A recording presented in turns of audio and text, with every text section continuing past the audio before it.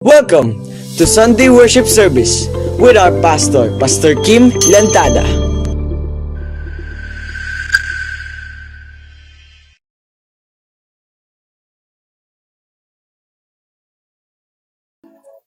Okay, so praise God.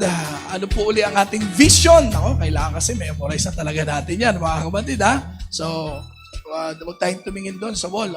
Ready, get, set, go.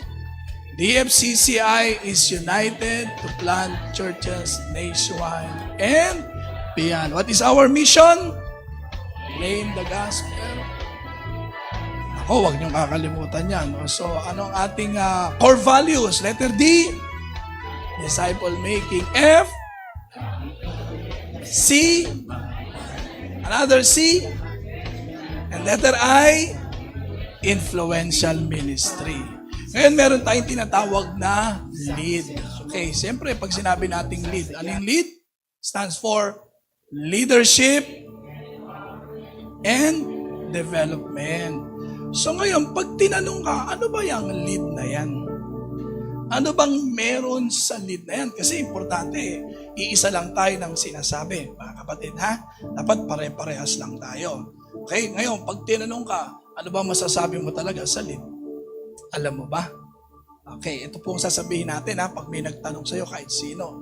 Ano ba yung tinatawag niyong lead? Ano bang meron dyan sa lead? Okay, simple lang. Ito ay isang sistema na may proseso ng paglago sa isang Kristiyano. Lang yun, ha? Ito ay isang sistema na may proseso ng paglago ng isang Kristiyano. Okay ba yan? Sige, sabay-sabay tayo. Ano bang lead? Ready, get, set, go. Isang sistema na may proseso ng paglago ng isang Kristiyano. Dapat wala nang dagdag, walang bawas, ha? Okay na lang, ha? Ready, get, set. Ano ba yung lead? Go!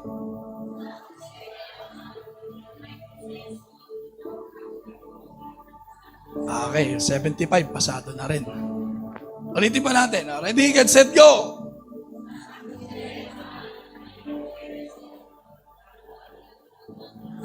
Naging 85 na. Sa sunod, mag 100% na tayo dyan, ha? So, i-memorize natin yan. Okay? So, yung sinasabi natin proseso na yan, okay, sa ating sistema na yan, sa lead na ito, ay merong 4 na proseso yan. Yung una, tinuro ko sa inyo, yung lead 1. Di ba? Ano yung lead 1? Lead people to Christ. At ano yung lead 2? Lead people to church. At itong pangatlo, tatalakayin natin ngayon. Ito yung pangatlong proseso. Lead people to care. Pag tinanong ko kayo, ano bang trabaho ng isang doktor? Panggamot. Anong trabaho ng isang karpintero? Gumawa ng bahay. O anong trabaho ng isang pulis? Anong mangurakot? Mas maraming matino. Mga pulis, mga kapatid. Anong trabaho ng pulis? Manghuli ng masasama at mga lumalabag sa batas. Talaga. Ang isang teacher, anong trabaho? Magturo. Pero pag tinanong kaya kayo, ano naman ang trabaho ng isang Kristiyano? Dapat malinaw sa atin yan, di ba? So tingnan natin ang trabaho ng isang Kristiyano sa John 15:16. Ako'y hindi ninyo pinili, ngunit kayo'y pinili ko at itinalaga ko kayo upang kayo'y humayo at magbunga at ang mga bunga ninyo'y mananatili upang ang anumang inyong hingin sa Ama sa aking pangalan ay ibigay niya sa inyo. So itong trabaho ng Kristiyano, inaasahan po ito sa atin ng Panginoon na tinatrabaho talaga natin. Siyempre sa isang doktor, inaasahang manggamot yan. Sa isang teacher, ang inaasahan dyan, magturo. Sa isang karpintero, siyempre, kagawa ng bahay yan. Ganun din sa isang Kristiyano. Inaasahan po tayo sa 3 trabaho na ito. Una, ang humayo. Ibig sabihin, pupuntahan natin ang mga tao. Hindi natin sila hihintayin, kundi pupuntahan natin sila upang mailapit natin sa Panginoong Yesus. Okay? At pangalawang trabaho ng isang Kristiyano, magbunga. Ibig sabihin, kung ang bunga ng punong mangga ay Kung nahirapan kayo ulitin ko Mahirap ba yung tanong? Ano ang bunga ng puno ng mangga? Madali lang naman pala. Siyempre, walang magbubunga ng puno ng mangga ng santol. Di ba? Kung ano ang puno ng mangga, siyempre ang bunga niyan, mangga. Parang ganito yan. Ano kaya ang pwedeng maging, ano ang bunga ng isang Kristiyano? Dapat Kristiyano rin, di ba? So kaya sa paghahayo natin, importanteng mamunga tayo. Dapat yung mga tao ay padala natin sa Panginoon upang sila ay tumanggap sa Panginoon katulad natin. Kaya tayo tinatawag na mga Kristiyano kasi meron tayong Kristo sa buhay natin. Nagkaroon tayo ng Kristo sa buhay natin dahil nagpasya tayong tanggapin si Jesus sa ating buhay bilang maging Panginoon at tagapagligtas. At patapos mamunga, anong sabing gagawin natin? Dapat daw mapanatili natin yun. Amen? So nais ng Panginoon yan. Okay, sa ating simbahan, sa ating church, lahat tayo magsipanatili. Maraming dumarating sa church sa totoo lang, mga kapatid. Kaya lang kapag walang tamang pag-aalaga na nangyayari, kaya hindi nananatili. Alam niyo, sa totoo lang, may mga kapanganakang pisikal, may tinatawag ding kapanganakang spiritual. Physical birth at tinatawag na spiritual birth. Ngayon, nang gawin tayo ng Diyos, nang isilang tayo, our being ay merong tinatawag na body, soul, and spirit. Ngayon, yung body natin, di ba, merong 5 senses yan. Sense of sight, sense of smell, sense of hear, sense of touch, and sense of taste. Para saan yung mga yan? Para na sa gano'n, ma-appreciate natin lahat ng ginawa ng Diyos. Kaya mahalaga na nakakakita tayo para makita natin ang kapaligiran ng nilikha ng Diyos. Nakakadama tayo, nakakaamoy tayo para alam natin ang maganda sa pang-amoy. Nakakalasa tayo para alam natin kung sobrang maalat na yan. Kasi po wala tayong panlasa, sobrang alat na kinakain mo pa yan. Di magkakasakit ka sa bato niyan. Okay? So lahat ng yan, ginawa ng Diyos sa atin. Ngayon, hindi lang katawan meron tayo sa ating pagkatao. Meron din tayong kaluluwa, soul. At ang kaluluwa, andyan yung tinatawag na mind, emotion, and will. Kaya nakapag-iisip tayo. Kaya nakadarama tayo, minsan masaya tayo, minsan malungkot tayo, minsan nasasaktan tayo because we have this emotion. And will. Ito yung mga naiisip mo, nararamdaman mo, na nagagawa mong gawin ito. At malaya mong nagagawa yon. Wala nakapipigil sa'yo. Bakit? Yan yung tinatawag na free will. Ikaw ang magpapasya niyan para sa sarili mo. Kung ayaw mo, ayaw mo. Kung gusto mo, gusto mo. So meron tayong body, soul. Body, ma-appreciate natin yung creation. Yung soul to connect with one another. Para sa isa't isa sa atin yan. Because no one is an island. Okay? Kailangan natin ng isa't isa. Kaya meron tayong kaluluwa. At pangatlo, yung tinatawag nating spirit. So para saan yung spirit? Because God is spirit. Para makakonekta tayo sa Diyos. Kaya nilagyan niya tayo ng espiritu, mga kapatid. Are you following? So dahil ginawa tayo ng Diyos upang magkaroon ng relasyon sa Kanya. Maintindihan natin siya, maunawaan natin siya. At maintindihan at mauunawaan lamang natin ng Diyos na Espiritu sa paraang spiritual din. Kaya inilagay niya ang Spirit sa ating katauhan. Ngayon, isang araw mga kapatid, sa hindi inaasahang pangyayari, ang tao ay nagkasala. Sinabi ng Diyos, pinaalalahanan na sila dyan, huwag niyong kakanin ng bunga ng punong iyan, mamamatay kayo. Magkakasala kayo. At alam natin ang istorya, kinain talaga. So, sila ay nagkasala sa Diyos. Anong consequence? Sabi ng Diyos, mamamatay kayo. So, yung salitang mamamatay ay hindi naman physical death. Kundi ito yung pagkahiwalay sa Diyos. So, kung may tinatawag na physical birth, syempre meron ding physical death. Okay? So, kung merong spiritual birth, meron din tinatawag na spiritual death. Ang spiritual death na tinatawag na ito ay yung tayo ay mahihiwalay sa Diyos. Kaya ang nangyari kala Adan at Eva, hindi physical death. Anong nangyari sa kanila? Spiritual death. Yun ang ibig sabihin ng Diyos. Mamamatay kayo. Spiritual death. Kaya ano nangyari sa kanila? Sila ay napaalis sa paraiso. Sila ay nahiwalay sa Diyos. Kaya ang tao noon, nagsimula ng mabuhay na disconnected sa Diyos. Hindi na connected sa Diyos. Hindi na naiintindihan ng Diyos. Kaya sumamba sa iba't ibang Diyos. Nakagagawa na ng masama. Nakagagawa na ng kasalanan. Bakit? Disconnected sa Diyos. Hindi nila alam, mali na pala yung ginagawa nila, patuloy pa nilang ginagawa. Nagkakasala na pala sila, hindi pa na nila alam, at minsan kahit alam na nila, ginagawa pa rin nila sapagkat wala silang lakas na nagmumula sa Diyos. Kaya nagkaroon ng kaguluhan sa sanlibutan. Because of sin. Dahil ang tao ay nahiwalay sa Diyos. And the bad news is this. Dahil ang tao ay nahiwalay sa Diyos, kapag ang taong namatay, nahiwalay sa Diyos, siya ay patungo sa impyerno. Kaya kung may langit, may impyerno rin.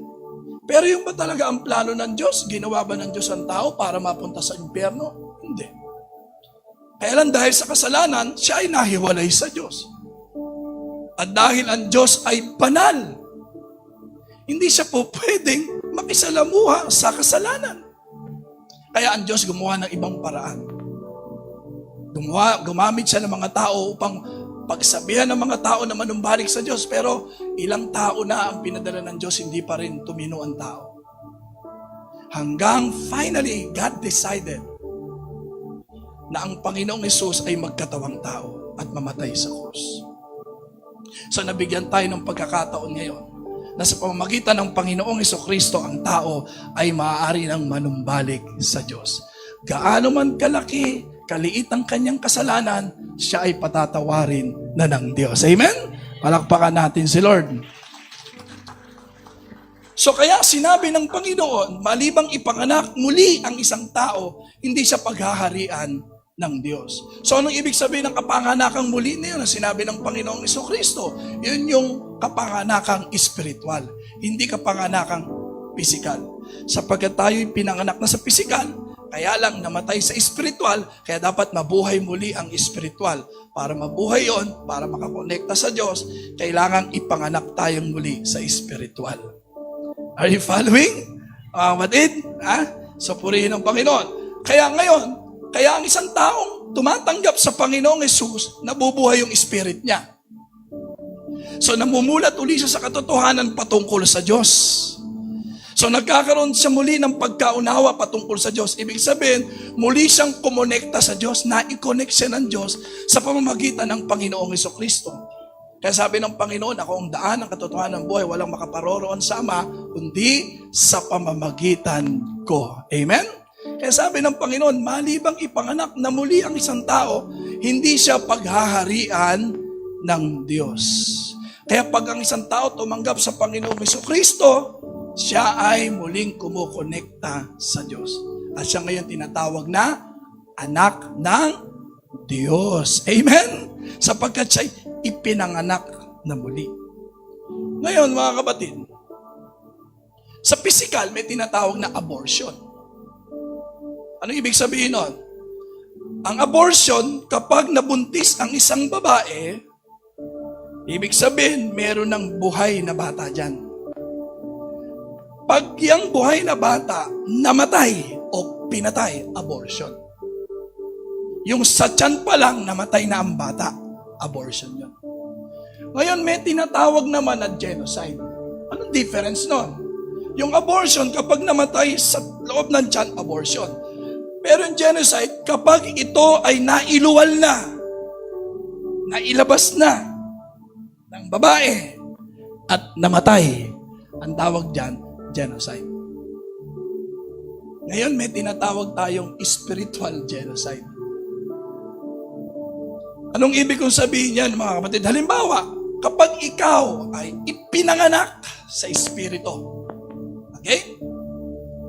Pagkatapos, hindi ka naalagaan agad. Anong mangyayari sa'yo na parang isang sanggol? na matapos ipanganak, kapag ito ay hindi naalagaan, what will happen? Pag ito'y pinabayaan, ano mangyayari sa bata? Manghihinaya, magkakasakit hanggang sa ito ay mamatay. Ay ganun din sa spiritual. Kapag ang isang tao ay nakakilala sa Panginoon, importanteng maalagaan din yan agad. That's why we must learn how to care for people. Kaya ito ikatlong proseso natin, lead people to care. Dapat maintindihan natin na ang isang taong nakakilala sa Panginoon, mahalaga na yan ay naaalagaan. Amen? Maraming gustong magpatuloy sa Kristiyanong pamumuhay, pero hindi na alam kung paano. Maraming ganyan. Kaya ang church, lumalago lang ang church. Kapag nagagawa nating tulungan yung mga nakakakilala sa Panginoon, yung mga bagong dalo, para manatili at magpatuloy. Halimbawa, si Jack, nagpatotoo kanina, o si Ate Jackie. Kung hindi yan naalagaan, palagay ko, babalik yan sa dating pamumuhay nila. Pero dahil sila ay naalagaan, kaya sila ay nananatili sa kanilang pamumuhay sa Panginoong Hesukristo. Amen? Ang pag-aalaga sa bagong nakakilala sa Panginoon, yan yung tinatawag nating pagpapanatili. Dapat lahat ng Kristiyano matutong mag-alaga para mapanatili ang mga nakakakilala sa Panginoon. Tingnan mo yung katabi mo rito. Kaya nandito ka pa rin. Tingnan mo. Sabi mo sa kanya, kaya nandito ka pa rin. Kasi parang isang sanggol na ipinanganak. Mahalaga na yan ay maalagaan agad kasi hindi naman pwedeng, matapos ipanganak ang sanggol, bahala ka na magpalaki sa buhay mo. Hindi, may magpapalaki dyan, may mag-aalaga dyan. Para mabuhay talaga yan, mga kapatid. Ay ganon din sa espiritual. Kapag tinanggap mo ang Panginoong Kristo, ikaw ay sinisilang muli. So, dahil ikaw ay isinilang muli, kailangan maalagaan ka. Kasi pag hindi ka naalagaan, hindi ka mananatili. Pag hindi ka na mananatili, babalik ka sa dati mong pamumuhay. Kaya kapag hindi malinaw ang pag-aalaga, ay nako, mag-invite man tayo ng mag-invite, mapofrustrate ka lang. Mapofrustrate ka lang, mga kapatid. Bakit? Hindi mananatili. So invite ka lang ng invite. Bakit? Hindi mo natututunan ang tamang pag-aalaga. Ngayon, paano tayo magpapanatili ng mga nakakilala sa Panginoon? Pag-aralan natin ang isang lingkod ng Diyos, isang disipulo ng Panginoon, na natutunan niya ang mag-alaga. Kaya napanatili at naging kagamit-gamit sa Panginoon. Sino yan? Yan ay si Ananias. Sabihin natin, Ananias. Tingnan natin ang buhay ni Ananias bilang disipulo ng Panginoong Hesukristo. Sa Acts chapter 9, 10 to 12. Noon ay may isang alagad sa Damasco na ang pangalan ay Ananias. Sinabi sa kanya ng Panginoon sa isang pangitain, Ananias, at sinabi niya, narito ako, Panginoon.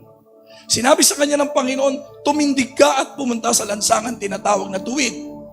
Ipagtanong mo sa bahay ni Judas ang isang lalaki, taga-Tarso na ang pangalan ay Saulo. Sa sandaling ito'y nananalangin siya. At nakita niya sa pangitain ng isang lalaking ang pangalan ay Ananias na pumapasok at ipinapatong ang kanyang mga kamay sa kanya upang muli niyang tanggapin ang kanyang paningin. Bigyan ko kayo ng background dito. Sino ba si Saulo? Si Saulo po ay isang merong matinding paniniwala sa kanyang reliyon. Talagang pinaglalaban niya yan. Hanggang may dumating na isang katuruan patungkol sa Panginoong Jesucristo na inakala niyang kalaban at laban sa kanyang paniniwala. Kaya itong si Saulo, mga kapatid, ay handang pumatay ng mga sumusunod sa katuruan ng ating Panginoong Jesucristo na tinatawag na mga Kristiyano na kagaya natin. Kaya isang araw, siya ay patungo sa isang lugar na kung saan nandun ang maraming mga Kristiyano at balak niya itong patayin ang mga gawain at mga Kristiyano sa lugar na yon. Kaya lang, habang siya ay papunta sa lugar na yon, kinatagpo siya ng Panginoong Jesucristo. Biglang lumiwanag ng matindi. At dahil lumiwanag ng matindi, halos talagang nasilaw siya at nabulag itong si Saulo. Hindi na siya makakita. Hanggang humingi na siya ng tulong. At sinabi niya, sapagkat nagsalita ang Panginoong Jesucristo sa kanya. Ang sabi ka sa kanya, Saulo, Saulo, bakit mo ako pinag-uusig? So narinig niya yung tinig niya at tinignan niya, sino po kayo? At ang sabi ng Panginoon, pinakilala niya sa kanya sarili, ako si Jesus na inuusig mo. Sa madaling salita, na-enkwentro niya ang Panginoong Jesucristo. Na-encounter niya ang Panginoong Jesucristo. Nakilala niya ang Panginoong Jesucristo. Naintindihan niyo mga kapatid? At nang makilala niya ang Panginoong Jesucristo, humiling siya sa Diyos. Of course, dahil siya'y nabulag, hiniling niyang siya'y makakita. Kaya ang ginawa ng Diyos, tumugon sa idinalangin ni Pablo. Kaya inutusan ng Diyos ang isang alagad ng pangalan ni Ananias upang puntahan si Saulo na sinabi ng Diyos na ngayon ay nananalangin. Puntahan mo siya. At habang papunta si Ananias, ito namang si Saulo ay nagkaroon ng isang pangitain habang siya'y nananalangin.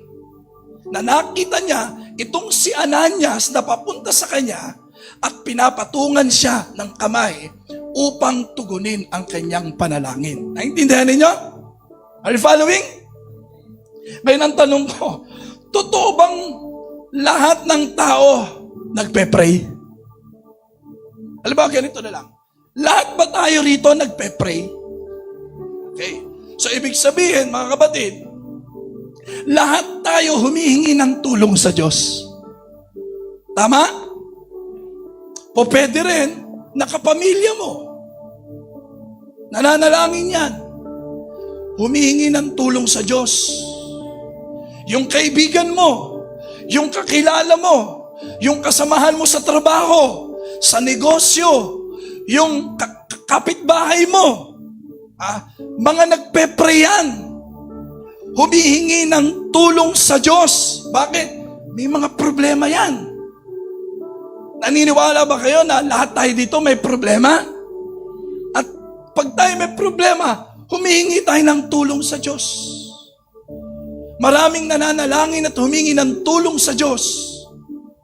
Sapagkat sila may mga problema, maaring sa pamilya, sa relasyon ng mag-asawa na nakakaproblema sila, sa kanilang mga anak na napapariwara, na naliliis ng landas, nasisirang pamilya, o pwedeng sa trabaho, sa pananalapi, mga pangangailangan, maraming mga nagiging problema. Mga walang direksyon ang buhay, walang pag-asa, nasisiraan na ng loob. Maraming ganyan, mga kapatid, na kung saan ay nananalangin sa Diyos. Kaya lang, kailangan ng isang Ananias para tumugon ng Diyos sa kanila. Nakatulad ni Saulo na humingi ng tulong sa Diyos, at dahil sa pinakinggan ng Diyos, may inutusan ang Diyos na isang Ananias upang siya ay puntahan at tanggapin ang tugon ng Diyos sa kanyang panalangin. Anong ibig sabihin niyan, mga kapatid? Gusto kong sabihin sa inyo ngayon, ikaw ang Ananias ngayon. Sabi mo sa katabi mo yan, ikaw ang Ananias.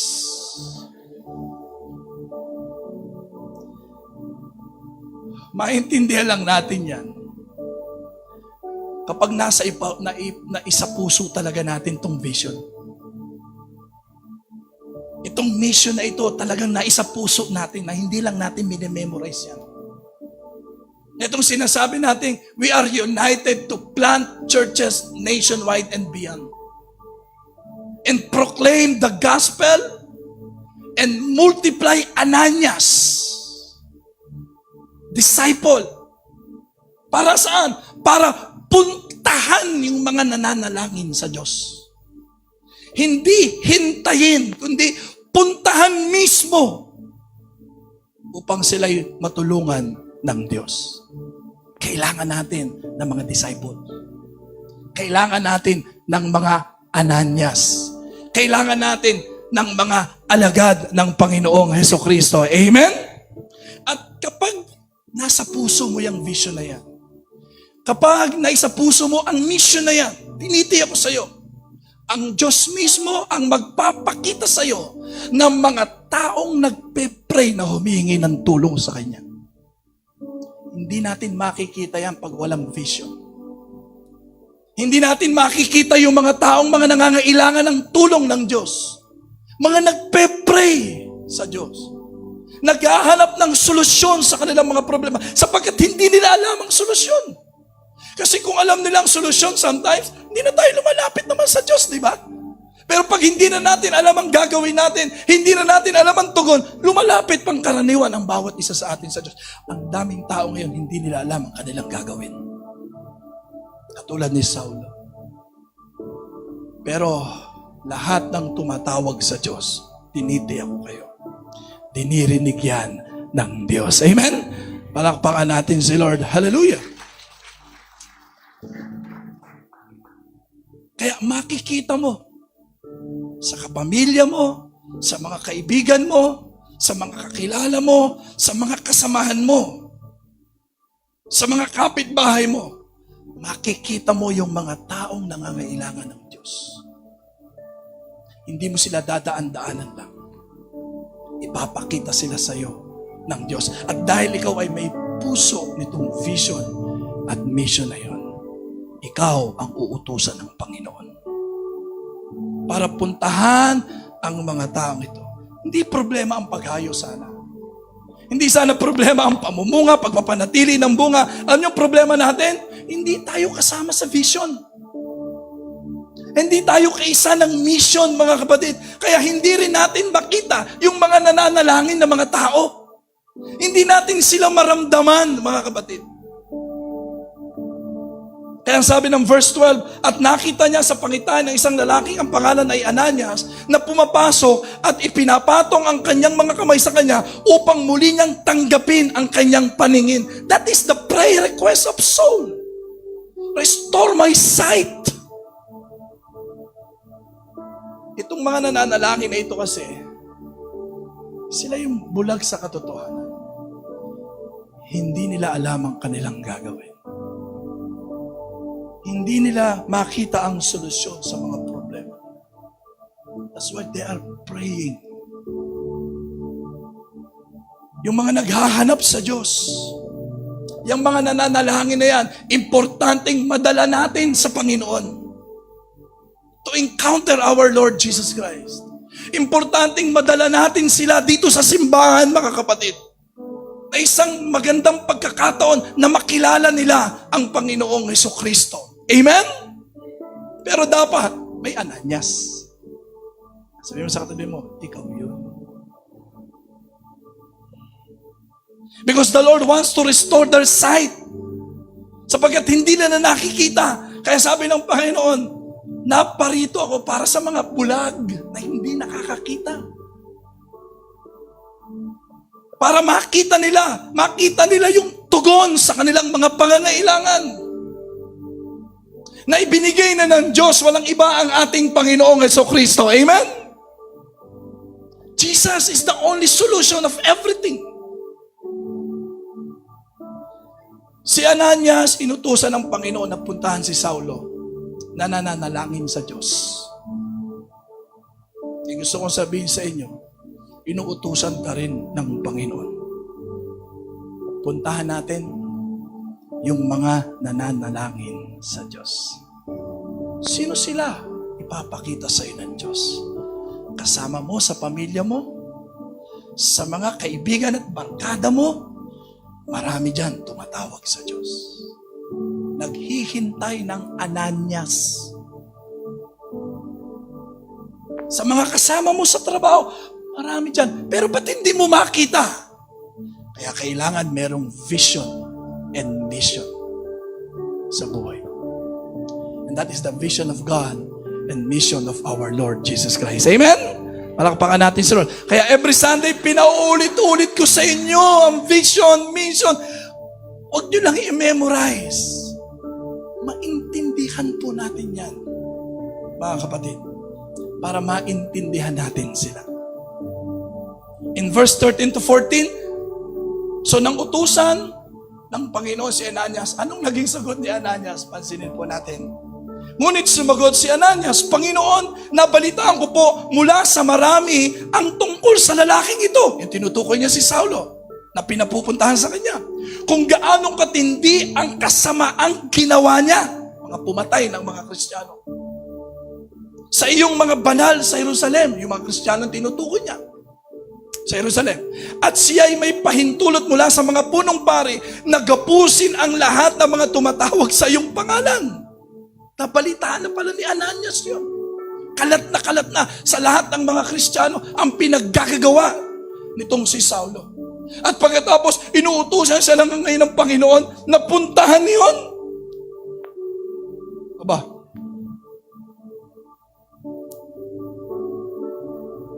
Panginoon, pupuntahan ko yung pumapatay sa katulad ko.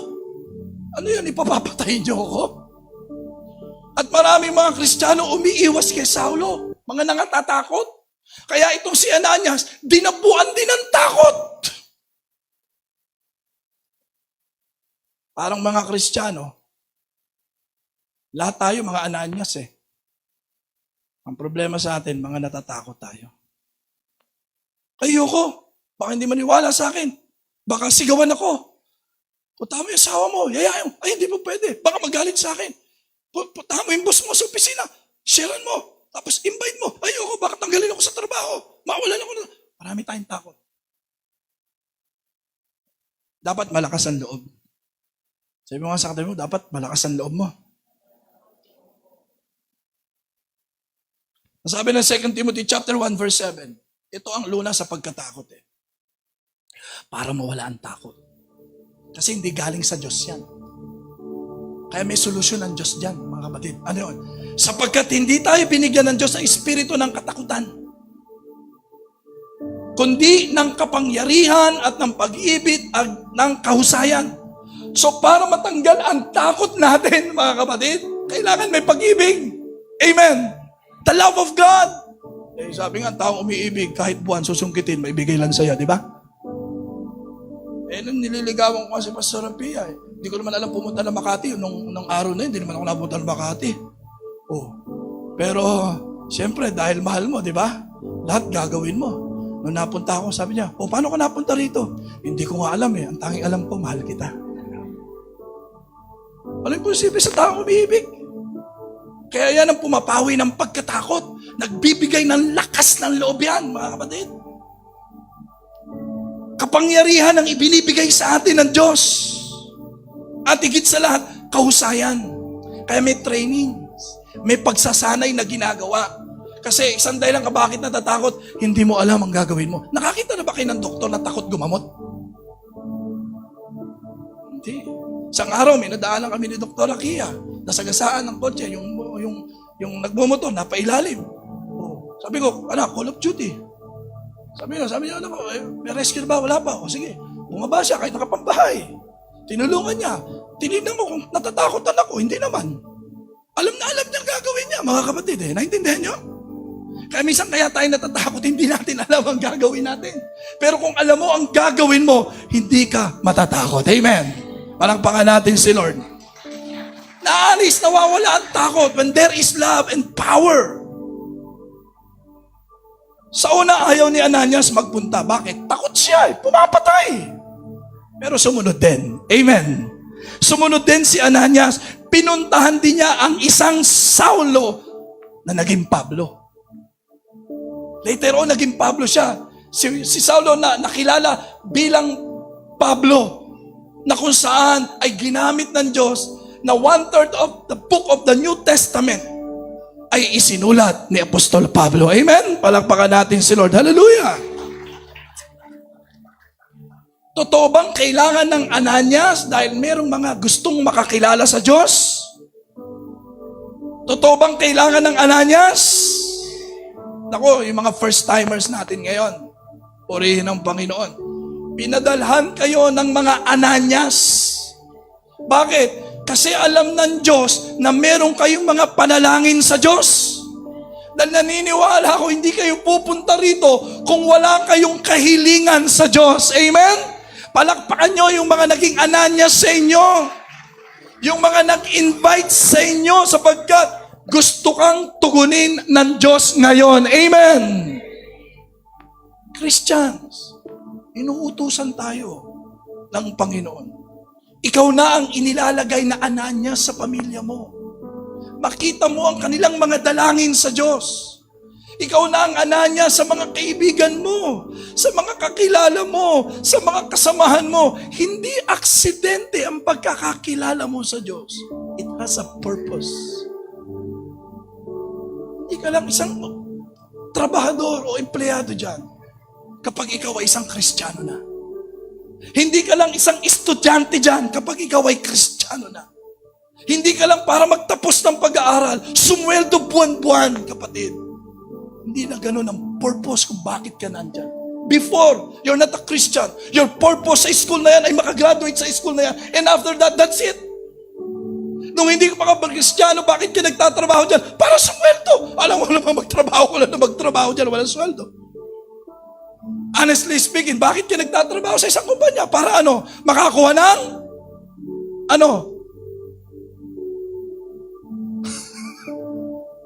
Sweldo. Pero dahil ikaw ay isang Kristiyano na, hindi lang makagraduate, hindi lang makakuha ng sweldo, kundi magamit ng Diyos upang merong makakilala sa Panginoon. Amen? Palakpakan natin. Don't forget your purpose because you are in Christ. Sapagkat ang buhay mo ay nasa Panginoon na. Kaya ka andyan ngayon, kapatid. Ikaw na ang Ananias ngayon dyan, kapatid. So dapat alam mo ngayon ang gagawin mo bilang Ananias. Ano ba ang dapat gawin ng isang Ananias upang maintindihan natin para ang mga Saulo ay maging Pablo at maging kagamit-gamit sa Panginoon? What should an Ananias do? Number one, intentionally believe in them. Mahalaga na naniniwala ka na pwede silang baguhin ni Lord. Amen. Magagawa ng Lord na baguhin ng sino mang tao, gaano man ito kasama, dahil naniniwala ka na kaya silang baguhin ng Panginoon. Naniniwala ka na mababago ang taong iyan. Amen. Nais silang tulungan ng Panginoon sa kanilang mga problema. Naparito ang Panginoong Jesucristo para tulungan ng bawat isa sa atin, mabigyan tayo ng pag-asa. At mabago ang ating mga sitwasyon, mabago ang ating mga kalagayan sa buhay. Si Pablo kahit may nakaraan, kahit pumapatay pa siya ng mga Kristiyano noon, pero may Ananias na naniwala sa kanya, sapagkat naniwala si Ananias sa Panginoon na walang hindi mapangyayari. Ang problema sa atin siguro, ayaw nating maniwala na may magagawa si Lord. Na si Lord, kaya niyang baguhin ang sinumang tao. Natatandaan ko noon, wala namang naniniwala sa akin na magpapastor ako, bro. Wala. Kasi akala nila mag-artista ako. Sabi ko, hindi lahat ng pogi nag-artista. Pag sinabi natin pogi, presence of God inside. Wala sa mukha, kapatid, ang kapugian ng isang Kristiyano. Amen? Sino mga katabi mo kung pogi?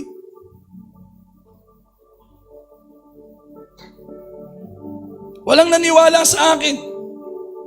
Kahit si Ananias, hindi rin naniwala naman agad sa kanya. Hindi naman niya agad pinaniwalaan itong si Pablo. Bakit? Bakit hindi agad naniwala si Ananias?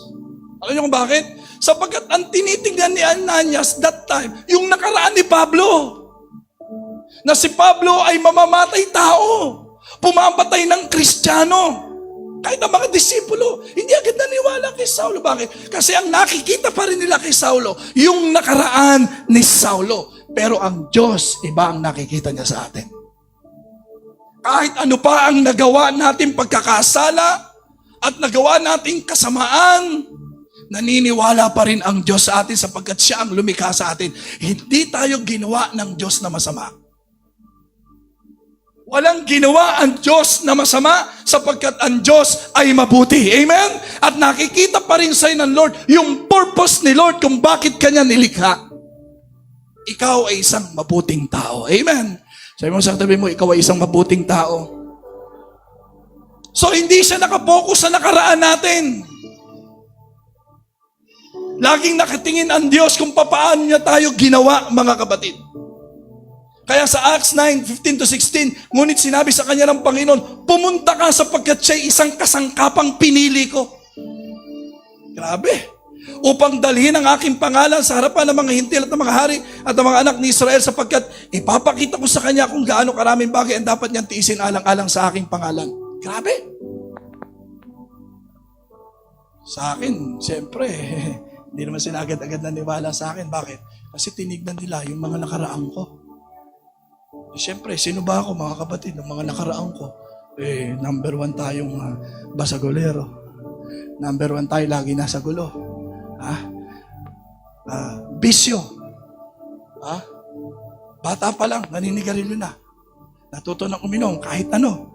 Kahit anong brand na sigarilyo, kahit anong alak, iinumin natin mga kapatid. Hard, o whatever yan, whiskey and everything. Sugal, lahat ng sugal. Nandito sa akin mga kapatid. Sige, babaero. Inamin ko. Noon. Lahat niya eh. Kaya, hindi agad naniniwala sa akin eh. Kaya nga yung mga barkada ko nung araw, pag nagkikita kami, pag sinasabi kong pastor na ako, napapamura sila eh. Pastor ka na? Puto ko tiyanda. Paano nangyari yun? Hindi sila makapaniwala. Bakit? Because of my background. Naintindihan niyo mga batid? Kaya yung mga tao na akala mo hindi na mababago dahil sa kanilang mga nakaraan. Sabi mo nga sa katabi mo, sabi mo, ngayon lang yan. We need to believe that God can change lives. Marami na sanang nanatili sa church kung naniniwala lang tayo. Hindi tayo susuko sa kanila. Ang hindi mo alam, yung mga taong nagpe-pray. Minsan nga, sila na nagpe-pray sa'yo. Alam mo ba yun? Pinapanalangin ka nila. Lord, kausapin mo naman yung asawa ko. Sabi ni Lord, anong sasabihin ko? Imbitahan naman ako sa church. Baka kasi hindi mo naman inaanyayahan. Baka pag inanyayahan mo yan, sabihin pa sa'yo, yun, answered prayer. Pero mo ikaw pa, pinag-pray. Maraming ganyan. Kaya dapat nagagawa mong maniwala na magagawa ng Diyos na baguhin ang sino man. Amen? Kahit asawa mo. Kahit sino pa, kapatid. Huwag ka lang maghintay na ebidensya agad-agad. Gusto mo ata agad, instant agad. Hindi. Kaya nga meron tayong proseso. Amen? Palakpakan natin si Lord. Hallelujah. You need to believe intentionally. Believe in God that God can change lives. So pag-establish sa iyon, maniniwala ka na ang taong ito, pwede pang mabago ito. Amen? Bakit? Ang Diyos ang nagbabago ng tao. And second thing to do after believing, instruct them in the ways of God. What do we mean by that? Disciple them. Mahalaga ang discipleship. Acts 9:17-18. Pumunta nga si Ananias sa naturang bahay at ipinatong ang kanyang kamay kay Saulo. Sabi niya, kapatid na Saulo, pinapunta ako rito ng Panginoong Hesus na nagpakita sa iyo sa daan ng ikaw ay papunta rito. Isinugo niya ako upang muli kang makakita at upang mapuspos ka ng Espiritu Santo. Noon di may nalaglag na tila mga kaliskis mula sa mga mata ni Saulo at nakakita na siyang muli. Tumayo siya at nagpabautismo. So, ano ibig sabihin nito mga kapatid? Instruct them in the ways of God. Dapat alam natin kung ano ang susunod na dapat maranasan na isang taong nakakilala sa Panginoon. At ano yon? Discipleship, mga kapatid. So sabi niya sa kanya, pinadala ako rito ng Panginoon para ano? Yung karanasan mo na na-enkwentro mo, nakilala mo ang Panginoong Jesucristo, may pagpatuloy mo yan, Pablo o Saulo. Hindi dapat matigil sa nakilala mo lang ang Panginoon. Dapat maipagpatuloy mo ang pamumuhay na kasama ngayon ang Panginoong Hesukristo. Kaya hindi ka mananatiling bulag. Are you following? Ngayon, ang problema sa atin, mga kapatid, kaya hindi tayo makapagpanatili, baka hindi natin alam kung anong susunod. What's the next step? Dapat matapos makakilala sa Panginoong isang tao, alam natin ang susunod na dapat maranasan niya. Kasi sabi ng Panginoon, panatilihin niyo yan. Pero pagkatapos kumilala, alam ba natin ang susunod na gagawin? Ano sabi ng Matthew 28:19-20? Ito yun. Kaya puntahan ninyo ang lahat ng mga lahi at gawin silang mga tagasunod ko. Bautismohan ninyo sila sa pangalan ng Ama at ng Anak at ng Banal na Espiritu. Turuan nyo silang sumunod sa lahat ng inutos ko sa inyo at tandaan ninyo, lagi ninyo akong kasama hanggang sa katapusan ng mundo. Ano ibig sabihin yan? Discipleship. Dapat ang nakakilala sa Panginoon, dumiretso sa tinatawag na discipleship. Ano yung discipleship? Pagtatama ng buhay. Marami pang dapat isaayos, marami pang dapat itama, pero dapat merong Ananias na gagabay sa kanya. Kaya sa atin yan, I want to introduce to you what we call the basic Christian lifestyle in our process now. Meron po tayong tinatawag na BCL. Ano yung BCL? Basic Christian Lifestyle. Yung mga kailangan nating maintindihan, matutunan para magamit natin sa pang-araw-araw nating pamumuhay sa pagpaputuloy ng ating relasyon sa Panginoon. Ano yon? We have 7 lessons, mga kapatid, na dapat nating daan ang lahat. Ano yung lesson 1? Ito yung tamang pundasyon. Sapagkat may mga problema pa rin at pagsubok na mararanasan ng isang taong tumanggap sa Panginoong Hesus. We're not exempted. So pag ikaw ay merong tamang pundasyon, anumang bagyo ang dumating sa buhay mo, mananatili kang nakatayo at magpapatuloy ka pa rin. That's why we have this lesson 2, tamang pagsisisi. Bakit? Kahit tayo ay nasa Panginoon na pwede pa rin magkamali, pwede pa rin magkasala. Oh, I'm not saying okay, no. Kundi, we're subjected for that. Maaari pa rin. Pwede ka pa rin matukso. Dahil subjected tayo sa ganyan, mga kapatid. Pero hindi natin tinotolerate. I'm not saying that. Pero alam natin ngayon, yung tamang pagsisisi. Bakit? Sapagkat merong kapatawaran ang Diyos na inilaan para sa atin. Amen? Sa pamamagitan ng banal na dugo ng Panginoong Hesukristo. Hindi porke nagkasala ka ngayon, nagkamali ka, hindi na ka na makapagpapatuloy. At umaayaw na tayo. Pag may problema at pagsubok na, ayaw na natin magpatuloy. Pag nagkasala na tayo, ayaw na natin magpatuloy. Bakit? Wala tayong alam sa tamang pundasyon at tamang pagsisisi. Kaya yung lesson 3, tuturuan tayo ng tamang pananalangin. Sapagkat kailangan pa rin natin ng Diyos sa araw-araw na buhay natin. Amen? Sapagkat sa Diyos nang gagaling ang lahat. At lesson 4, yung tamang pagpupuri at pagsamba sa Diyos. Lesson 5, tamang pananampalataya. Lesson 6, tamang pagbabasa ng salita ng Diyos. Lesson 7, tamang pakikipagkapatiran. Sapagkat di tayo kailangang mabuhay na mag-isa. No man is an island. We need one another. Amen. Palakpakan natin ang Panginoon. These are the lessons na kailangan nating matutunan bilang baguhan. Maturuan po tayo ng mga pangunahing kailangan sa pamumuhay natin bilang mga Kristiyano. And number 3, as Ananias, involved them to serve God. What happened to Paul in Acts 9:20? Agad niyang ipinangaral sa mga sinagoga si Jesus na sinasabing siya ang anak ng Diyos. Kasi niyo, dati siyang kalaban ni Jesus.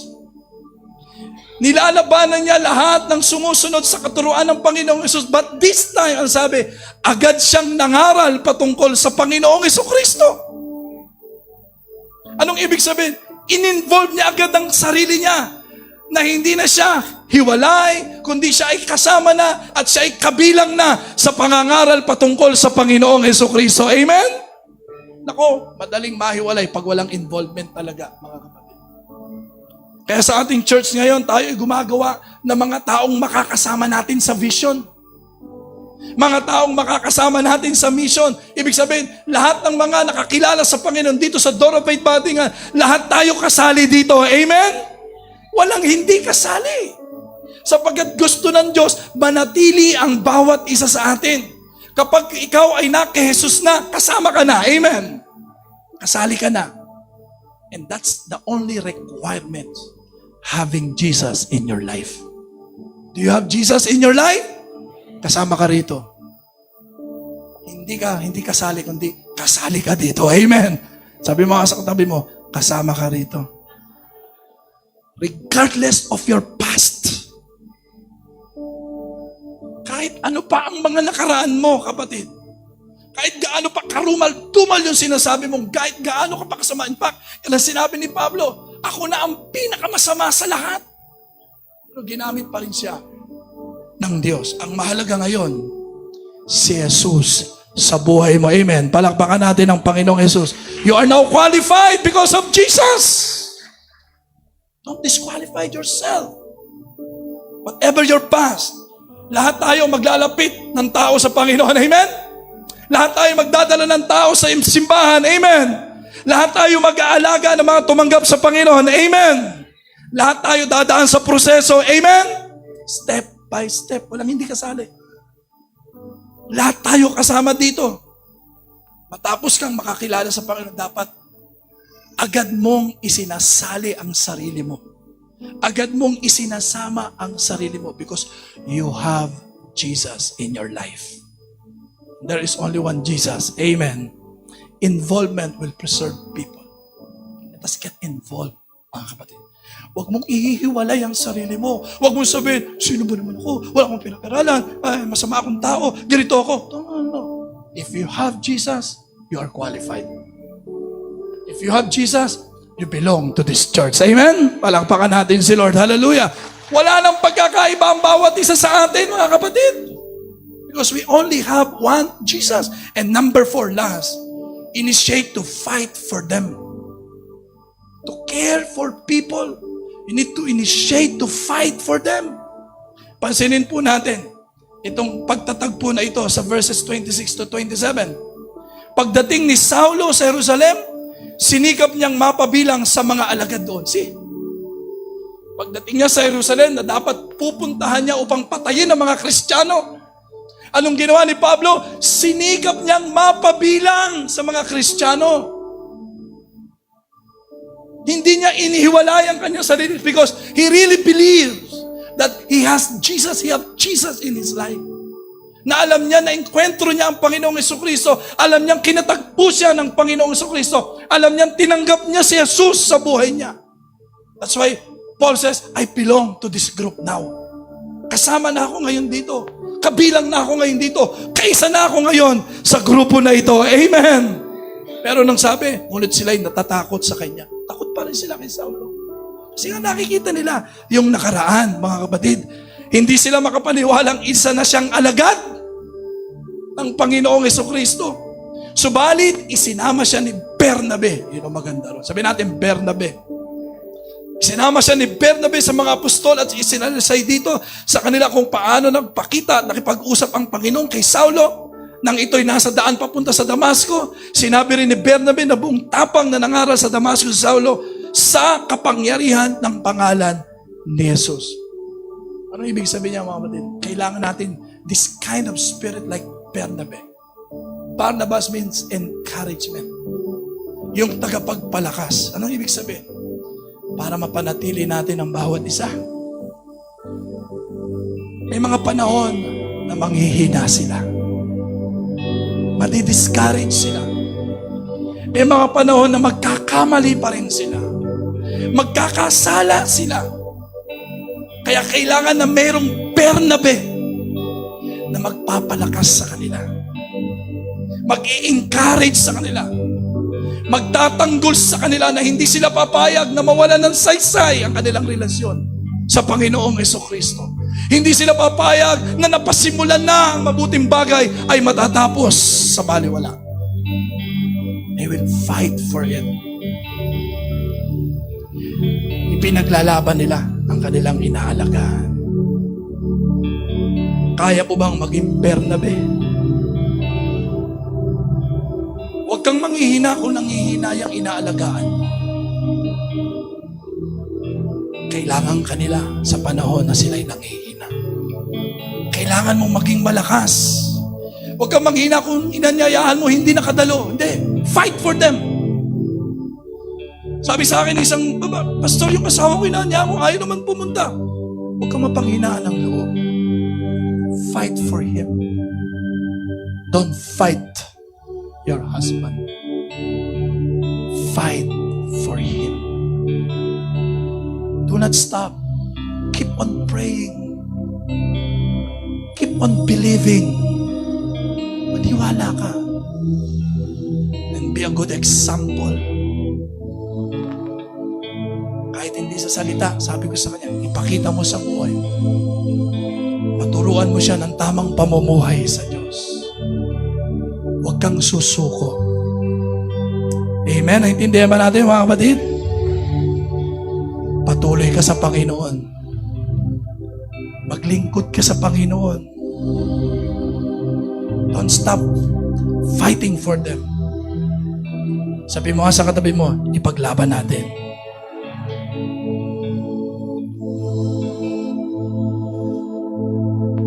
Alam ng kaaway ang pwedeng mangyari sa isang taong pinanahanan ng Panginoong Jesucristo. Dumating din ako sa punto na parang ayaw ko na. Susuko na ako. Ewan ko may nakapagsabi sa inyo, ba't kung kailan ako nakakilala sa Panginoon, ang dami kong problema ngayon. Kung kailan ako nais magbago, ang dami namang kaguluhan nangyayari sa akin. Ayoko na. Buti na lang merong isang Bernabe sa tabi ko. Na nanghikayat sa akin, nagpalakas sa akin, nag-encourage sa akin. Kim, huwag kang susuko. I'm praying for you. Just fight against the enemy. Gusto lang sirain ng kaaway ang buhay mo. Sapagkat gagamitin ka ni Lord. Hindi ba ako pastor? Kung sumuko kaya ako, wala kayong poging pastor dito ngayon. Pero salamat sa naging Bernabe ng buhay. Marami tayong kasama, nanghihina, nagkakamali, nagkakasala. Huwag po natin silang bitawan. Let us fight for them. Amen? Palakpakan natin sila. Let us all stand up. Hallelujah.